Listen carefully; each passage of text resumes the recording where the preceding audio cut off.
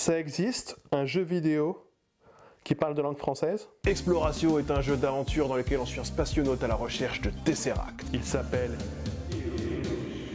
Et c'est probablement lié au mot... Ah ouais, parce qu'il s'agit quand même de découvrir des mots, des expressions de tous les pays francophones dans plusieurs domaines comme la gastronomie. Du cul de peur avec du cramique. Ou encore l'environnement. Eh Fred, faut que je pogne un chandail. Le tout à travers des quiz, des jeux de cubes, des mots croisés ou cachés. Moi, par exemple, j'aime bien les mots croisés parce que je suis fan de Cyril Ferraud. Slam. Le jeu est gratuit. Ça tombe bien parce que j'adore les trucs gratuits en fait. Dispo sur iOS et Android, jouez avec vos amis ou votre famille parce que le jeu est multi. Allez, recte, copain tout chien. Oui, bah écoute... Ouais, du coup, la fin du script c'était « Découvre en description ce jeu proposé par Gameloft en partenariat avec le ministère de la Culture en France et l'Office québécois langue française. » Attendez, quelle expression correspond à la définition suivante, l'un à côté de l'autre en se coudoyant? Bah, coude à coude. Correct, lent, nique ta mère. Ou dit-on mitaine? Québec? D'habitude, lorsque je dois intervenir pour corriger un média, il s'agit souvent d'un média franchement orienté purisme, élitisme, Académie française, comme le Figaro. Mais aujourd'hui, et j'en suis le premier surpris, c'est à une chronique de France Culture que l'on va s'attaquer. Le 20 avril dernier, dans l'émission Carnet de Philo, on a pu entendre quelques dingueries qui n'ont pas manqué de faire réagir, notamment sur Twitter, et notamment dans la sphère des sciences du langage. Il y a eu vos sollicitations, quelques interventions, plusieurs threads, comme celui-ci de Laëlia Véron, et c'est d'ailleurs suite à une discussion en privé avec elle que j'ai décidé de rendre le truc transmédia, quoi, voilà. Cette vidéo, au-delà de rappeler quelques bases de grammaire française que je ne pensais ne pas avoir besoin de remettre en perspective, va me permettre d'aborder des pans de la linguistique sur lesquels je ne me penche pas trop d'ordinaire sur ma chaîne. Non pas qu'ils ne m'intéressent pas, puisque l'on va surtout parler d'une spécialité qui s'appelle la morphologie et qui dans mon cas est l'une de mes préférées justement, vraiment, mais tout simplement parce que l'angle de critique des médias vis-à-vis de la langue française est presque toujours focalisé sur le lexique. C'est pourquoi on ne devrait pas utiliser tel anglicisme, pourquoi tel mot est galvaudé, pourquoi tel mot devrait utiliser plutôt tel pluriel, pourquoi il faut dire le plutôt que la. Alors ouais, un axe grammatical pour le coup, ça va nous changer et ça me fait du bien, et c'est bien le changement, moi j'aime bien le changement. J'aime bien pouvoir taper sur des gens mais de manière différente, sans trop me répéter. Alors, sans plus attendre, découvrons cette fameuse chronique de France Culture. Une fois mis en ligne et des bonds de joie dans le ventre, une chose m'a pourtant frappé, peut-être vous aussi, et c'est là le rapport, la récurrence des préfixes. À ce point, je crois qu'on peut dire que c'est de l'art, on n'est plus parents, on est coparents, on n'est pas actif, on est proactif, on ne rassure pas, on réassure, on ne réagit pas, on surréagit, etc., etc. Est-ce la faute aux Kardashians ou à l'influence de l'anglais? Non. Peut-être. Non. Et non. Mais on y reviendra. Il n'en reste pas moins qu'il a fallu que ce soit face à mes yeux, sur un écran, pour que je me rende compte de cette omniprésence des préfixes, au-delà d'ailleurs du clan Kardashian. Mais quel rapport? Co-construire, le mot le plus insupportable des mots avec préfixe, co-construire, qui cumule et le fait d'être moche, et le fait de ne rien dire de plus que le mot sans préfixe. Alors moche n'est pas un argument linguistique puisque rien ni personne ne peut définir objectivement ce qui serait ou ne serait pas moche dans la langue. Car moche n'est ni une catégorie grammaticale ou syntaxique, ni une classe de mots, ce n'est finalement rien de plus qu'un jugement. Personnellement, je trouve les mots détritus, fiché et chichement moches. Voilà, ça vous fait une belle jambe. Hein. D'ailleurs, je pense la même chose de bu, santé, ou ananas, sans S, ou au cas où, avec la liaison. Dans ce cas, j'imagine que parce que dans ma région, on dit but, ananas, au cas où. C'est probablement un conditionnement, hein, finalement. Car c'est bien le paradoxe que révèle ce terme affreux qu'est co-construire. À quoi ça sert d'en dire plus pour dire exactement la même chose? Attention, je ne remets pas en cause l'usage essentiel du préfixe, mais son accumulation qui le rend accessoire. Si le préfixe était inutile, on aurait finalement une stricte équivalence en sens et en usage entre la version non préfixée et la version préfixée. Et désolé, mais co-construire, ce n'est pas construire. Ces deux mots, quoi qu'on en pense, eh bien ils ne sont pas strictement identiques en sens ou en emploi. On ne co-construit pas une table basse par exemple, mais davantage des choses plus floues ou immatérielles comme des relations ou des projets. On peut dire « Nous avons co-construit avec les acteurs de notre branche un rebranding efficient et dynamique ». Même si c'est du verbiage, de la langue managériale un peu nulle, oui. Mais justement, ça permet de s'inscrire dans ce contexte social et politique particulier. Ça véhicule aussi cette information.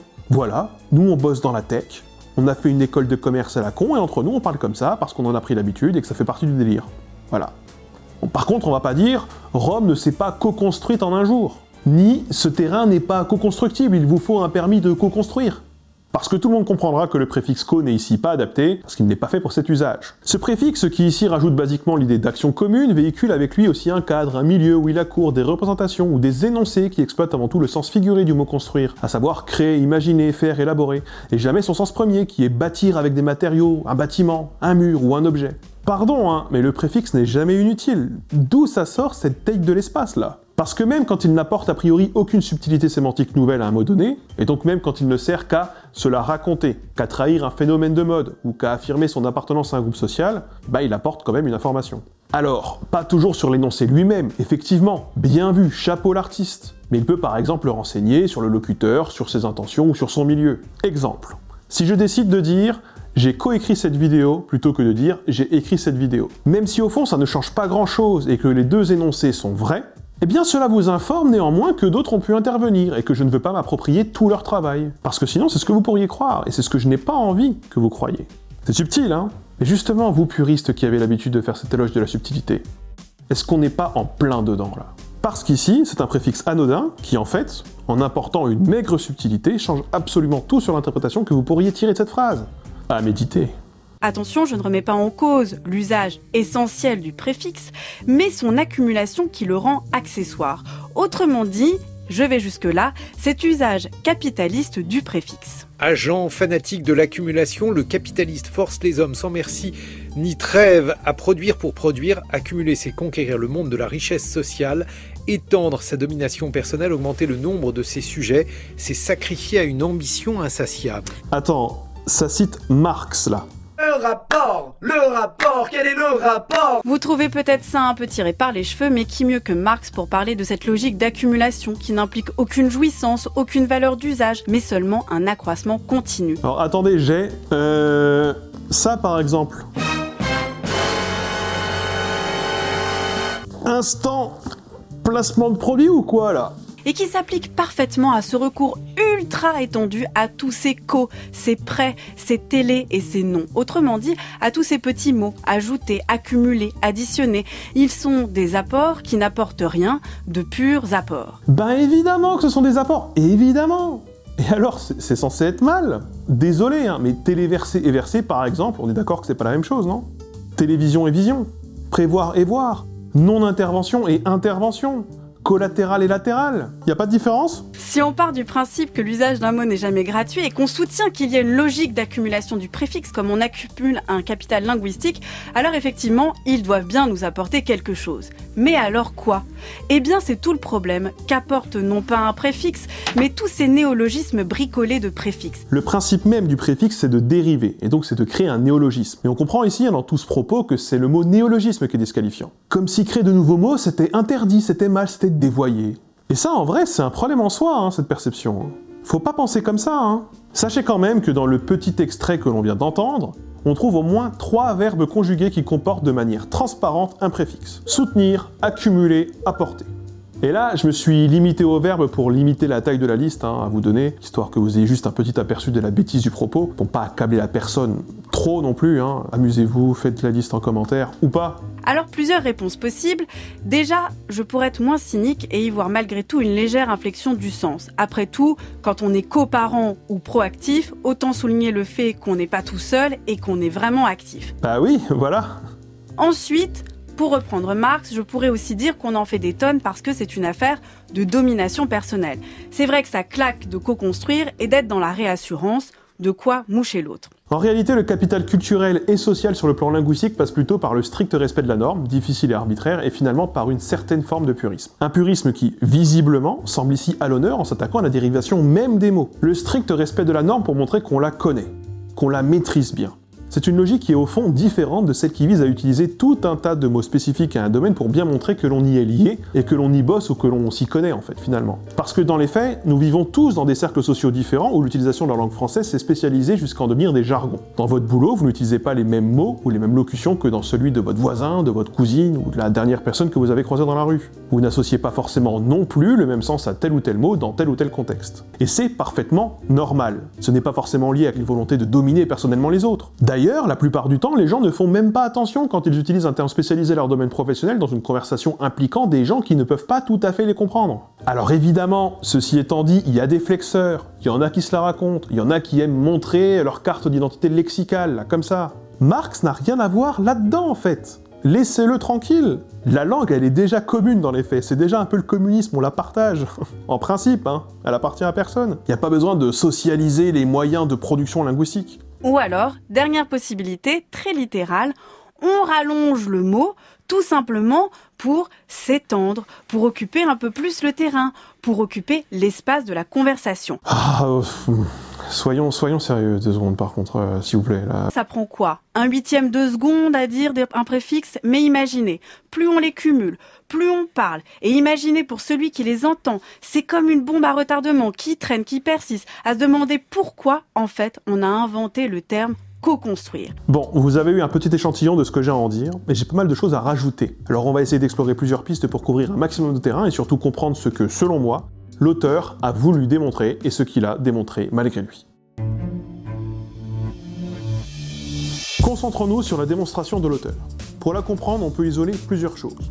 Dans l'ordre, on a une observation, la récurrence ou plutôt l'abondance des préfixes. On trouve alors des exemples pour appuyer cette observation: proactif, co-construire, réassurer, surréagir, coparent.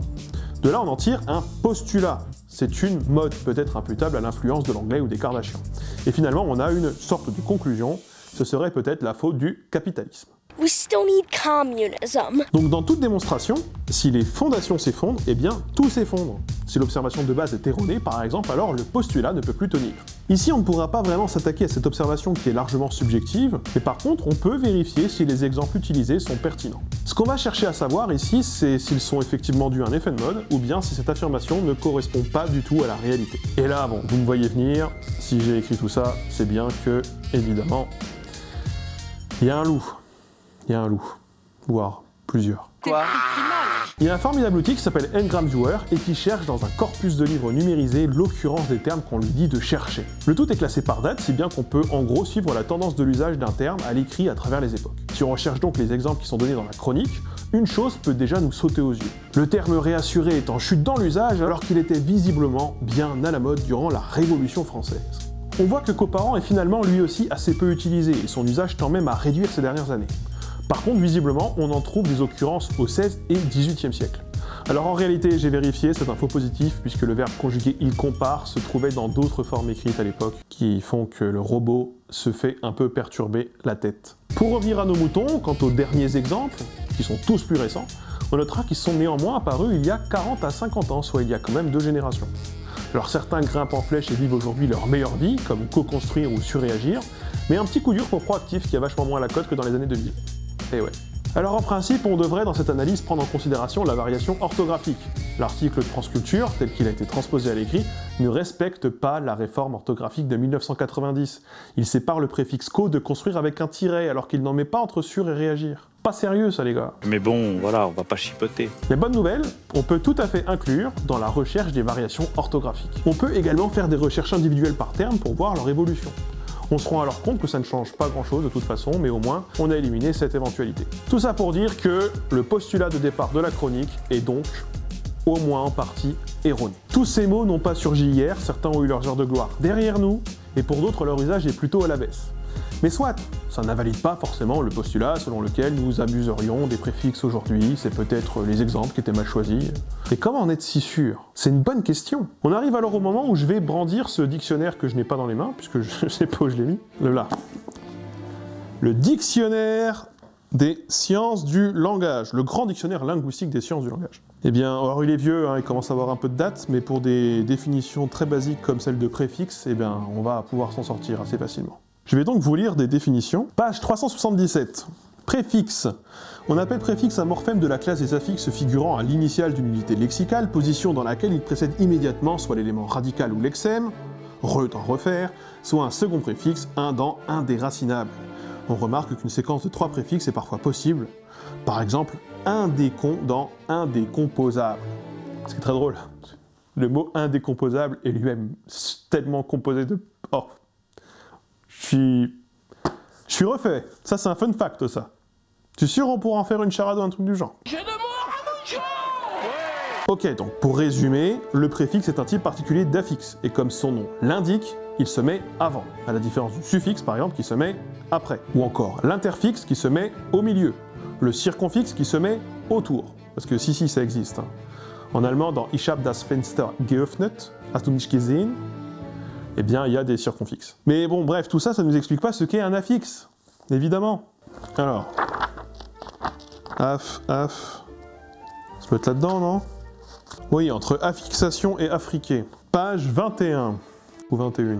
L'affixe est un morphème non autonome adjoint au radical d'un mot pour en indiquer la fonction syntaxique, morphème casuel, ou pour en changer la catégorie, morphème entrant dans les nominalisations, les adjectivations, etc. Ou en modifier le sens, morphème exprimant dans les verbes le factitif, l'incoatif, etc. Les affixes constituent une classe où l'on distingue selon la place qu'ils occupent par rapport au radical, les suffixes qui sont placés après le radical, les préfixes qui sont placés avant le radical, les infixes qui sont insérés dans le radical. Voilà, hein, c'est ce que je vous avais dit juste avant. Hein. Donc tout ça, c'était juste pour dire que le préfixe, il sert à former facilement des mots à partir d'autres mots en se basant sur leur racine, ou sur leur radical. Je fais une petite parenthèse, mais racine et radical, c'est la même chose, parce que racine vient du latin radix, qui est aussi à l'origine du mot radical. Voilà. Fun fact nul. Mais néanmoins indispensable. Donc s'il y a des gens qui vous reprennent sur l'utilisation de racine ou de radical, déjà qui sont-ils? Quel est leur projet de société au bout d'un moment? Et maintenant vous avez quelque chose à leur répondre. Tabernacle. Oui. Voilà. Donc les préfixes modifient le sens des radicaux, des racines, ils le précisent et parfois même ils servent à désigner des choses qui n'ont plus grand chose à voir avec le mot d'origine. Et il se trouve qu'on utilise aussi des affixes, et donc des préfixes, depuis toujours dans les langues indo-européennes, en tout cas aussi loin que l'on puisse remonter. Alors c'est peut-être vrai dans d'autres familles de langues, hein, c'est pas que ce ne soit pas vrai, c'est juste que je n'ai pas vérifié que la famille indo-européenne est celle que je connais le mieux. D'ailleurs, pour citer des exemples, le latin, le grec ou le sanskrit font un usage systématique des affixes. La dérivation des racines à l'aide d'affixes, c'est même au centre des grammaires de ces langues. Si bien que parfois un radical utilisé sans préfixe ne peut être que très rarement rencontré. On le voit d'ailleurs très bien en français, hein, nous avons toute une série de verbes basés sur le radical struire, alors que ce radical ne peut lui-même pas être utilisé seul. Il n'y a pas de verbe struire. On ne dit pas je struis, tu struis, il struit, nous struisons. Enfin vous voyez le délire. Ce radical struire en français il vient du latin struere, signifiant assembler, fabriquer, joindre, former. Et aujourd'hui on ne le trouve plus que dans les mots où il est accompagné d'un préfixe. Nous avons par exemple le verbe construire, fabriquer avec, détruire, défabriquer, instruire, fabriquer quelqu'un, ou encore obstruer, fabriquer devant, si on prend leur définition étymologique. De ce verbe latin struere qui n'a pas laissé de descendant direct, on a malgré tout hérité de quelques formes nominales, comme structure. Alors il y a plusieurs verbes en français qui, comme ceux-là, sont en réalité tous dérivés grâce à un préfixe à partir d'un radical latin qui n'a pas eu de descendant propre. On a par exemple la série des duire ou ducter, qui viennent du verbe latin ducere, signifiant tirer, mener. Parmi ces dérivés, on trouve en français conduire, mener avec, déduire, mener d'un endroit à un autre, induire, mener vers quelque part, introduire, mener à l'intérieur, produire, tirer, mener en avant, traduire, mener à travers, ou même séduire, mener ailleurs, tirer à l'écart. On trouve toute une liste de mots associés à ce fameux radical ducere, comme ductile, que l'on peut tirer, aqueduc, qui mène l'eau, ou des termes scientifiques ou techniques comme subduction, adduction, production, adducteur, ou encore des verbes comme éduquer, réduire, etc., etc. Bref, tout ça grâce à différents préfixes associés à un seul et même radical. Alors évidemment, avec le temps, on ne fait plus du tout attention au fait que ces mots soient à l'origine des dérivés. Dans la chronique de France Culture, on en trouve vraiment beaucoup, qui sont des mots latins construits à partir de préfixes. Il y a rapport, attendre, émission, rassembler, récurrence, influence. Encore une fois, je vais pas faire toute la liste, je l'ai déjà dit tout à l'heure, mais il y en a vraiment plein. Et d'ailleurs, c'est le plus drôle dans cette histoire. Plusieurs des mots préfixés qui servent d'exemple dans la chronique sont eux-mêmes composés à l'origine d'un préfixe. Si co-construire, surréagir ou réassurer semblent être problématiques à cause de leur préfixe pour l'auteur, construire, réagir, assurer sont pourtant étymologiquement chacun issus d'un mot latin composé d'un préfixe et d'un radical. Donc même les versions sans les préfixes dénoncés sont des versions avec des préfixes quand même en fait. Vous l'avez désormais compris, contrairement à ce qu'affirme la chronique, le préfixe sert à former un mot nouveau dont le sens n'est jamais tout à fait le même. Et avec le temps, d'ailleurs, cette différence peut s'accentuer jusqu'à ce que l'on ait du mal à comprendre le lien qui pouvait exister entre un verbe composé d'un préfixe et d'un radical, et du verbe d'origine qui est basé sur ce radical. Si on prend par exemple regarder et garder, il semble évident à tout le monde que les deux mots ont un sens vraiment distinct aujourd'hui. Ils ne sont en aucun cas interchangeables. C'est parce qu'ils se sont chacun spécialisés avec le temps. Ça Ça me fait penser à l'exemple de réassurer, qui n'est pas la même chose que rassurer par exemple. Pourtant, les deux mots ont le même préfixe à l'origine. Mais le second, plus ancien, a acquis un sens propre. Réassurer, c'est assurer à nouveau. Rassurer, c'est redonner de l'assurance. C'est une subtile différence, mais qui change tout. Il a raison, il a raison, il a raison, il a raison, il a raison. Si on reprend les exemples invoqués dans la chronique, sur réagir, ce n'est pas simplement réagir, c'est plus que ça. Le préfixe sur implique justement l'idée de trop, comme dans surreprésenter, surmener, surévaluer, surgeler, surpasser, surinfecter, etc. Dans ce cas, il est même parfaitement transparent en sens et reste d'ailleurs assez productif. C'est-à-dire qu'on peut facilement créer de nouveaux mots avec lui. Et des mots qui sont directement compris sans effort par les locuteurs. Si je vous dis « j'ai surchloré ma piscine que j'ai surremplie », bah vous comprenez qu'il y a trop d'eau et qu'il y a trop de produits. C'est facile, c'est efficace. Vous avez désormais compris pourquoi ce postulat de base était idiot. Je pense qu'en ayant démonté le propos de base avec tous mes contre-exemples et ma contre-démonstration, je n'ai pas à contrecarrer l'argument sur Marx et le capitalisme qui n'a de toute façon aucun point de vue linguistique. Mais par contre, si on lit entre les lignes, on imagine que cette figure intervient pour une bonne raison. Quand on voit le point de départ et le point d'arrivée de la chronique, on comprend assez bien dans quelle logique elle fut écrite. On peut supposer que l'on cherche ici à expliquer que la langue managériale, qui a cours dans les milieux bourgeois ou embourgeoisés, du moins dans les milieux à fort capital économique, est appauvrie et dévoyée au profit d'un intérêt personnel qui serait alors lié à la distinction, à la volonté d'asseoir sa domination dans cette société capitaliste qui privilégie l'individualisme. En mode Orwell c'était mieux avant, salauds de capitalistes qui réduisent la pensée pour asservir les pauvres gens, etc. etc. Oh putain, t'as raison si ça se trouve! Bon évidemment, je ne suis ici que dans l'interprétation. Mais l'angle d'attaque par les préfixes n'était vraiment pas le meilleur si c'est le but à servir, si c'est censé être le propos de base.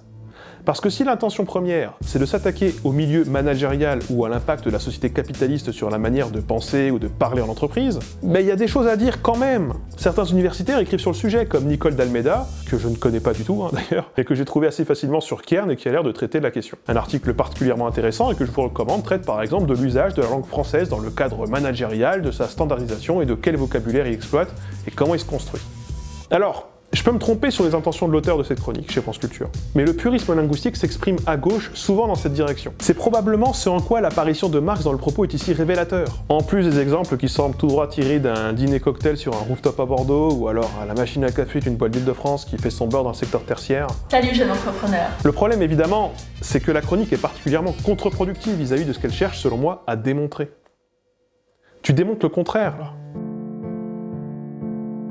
La première chose que la chronique suggère, vous l'avez désormais compris, c'est que la dérivation par préfixe est un acte inutile et que, finalement, parce que c'est le corollaire, la langue est bien comme elle est, dans son état actuel, sans que l'on ait besoin de nouveaux mots. C'est évidemment un argument absolument idiot et inaudible pour un linguiste, qui sait que les langues sont vivantes, que les beaux mots d'aujourd'hui sont les vilains néologismes d'hier, et qu'on a besoin en permanence de recalibrer la langue pour l'adapter aux nouvelles inventions, aux nouvelles idées, aux nouvelles évolutions de la société. Aujourd'hui, la langue française a beaucoup recours aux emprunts anglais pour combler ses vides. Pour cette raison, d'habitude, ce sont souvent ces derniers qui sont victimes des attaques. Les puristes préfèrent d'ordinaire les néologismes claqués du cul, choisis par des institutions ou des commissions officielles qui sont souvent 15 ans en retard. On dit ouais, on dit redesigner, mais c'est vrai que c'est restylé, c'est mieux. Plutôt restylé, voilà. Parfait, très bien. Français. En bon français. Et le comble avec ces néologismes que les puristes adorent, c'est que souvent, eh bien, ce sont des mots valises ou des mots créés à partir de préfixes. Dans le rapport annuel de la Commission d'enrichissement de la langue française, qui est disponible en ligne sur le ministère de la Culture, on nous sort par exemple les mots gyroplanche, divulgaché, vidéotox pour remplacer les méchants anglicismes overboard, spoiler et deepfake. L'autre chose que la chronique démontre malgré elle, c'est qu'elle défend en réalité un purisme sans faille.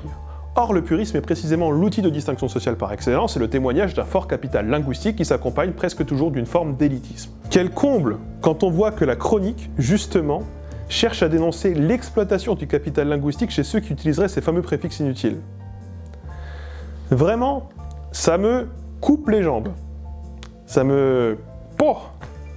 Imbécilade. Les préfixes restent aujourd'hui l'un des rares pans de la langue française que les gens peuvent encore exploiter pour dériver des mots et ainsi apporter les subtilités qu'ils souhaitent à un terme tout en restant à peu près dans le cadre de la sacro-sainte grammaire. Les gens vont le croire, mon Dieu. Combattre les préfixes, cela revient précisément, selon moi, à refuser d'avoir une langue riche, subtile et flexible, des qualités qu'on adore pourtant lui prêter et lui défendre. Pour finir, j'aimerais évoquer deux choses.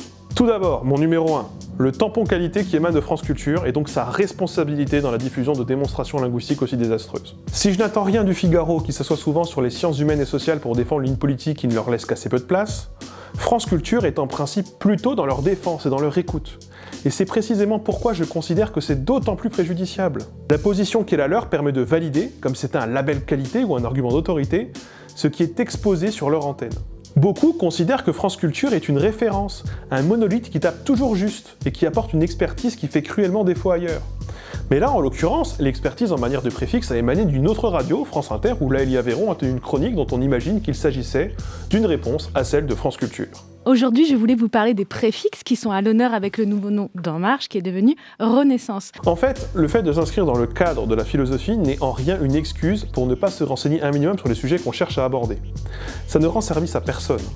Et je commence à en avoir marre que ça serve de pirouette pour donner un joli cadre à tout un tas de réflexions claquées.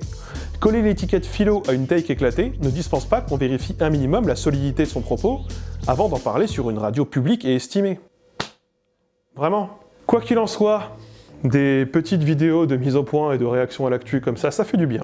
J'espère qu'elles vous apporteront un peu d'éclairage quand même sur ce qui se dit, sur ce qui se fait. Et surtout, je vais avoir du boulot en la matière ces prochaines semaines parce que ça n'aura échappé à personne, mais on a eu plusieurs takes éclatés récemment. Vous pourrez presque considérer ça comme une partie 1 d'un projet un peu plus global cette année. Et en attendant, je vous invite à aller sur Utip ou Tipeee évidemment, même si je vous invite surtout plutôt à aller sur la boutique. Comme ça, en l'échange de votre contribution à la chaîne, vous avez quelque chose qui a un rapport avec la chaîne. Toujours sympa. Évidemment, abonnez-vous, commentez, likez, partagez et surtout, à plus tard. Au revoir.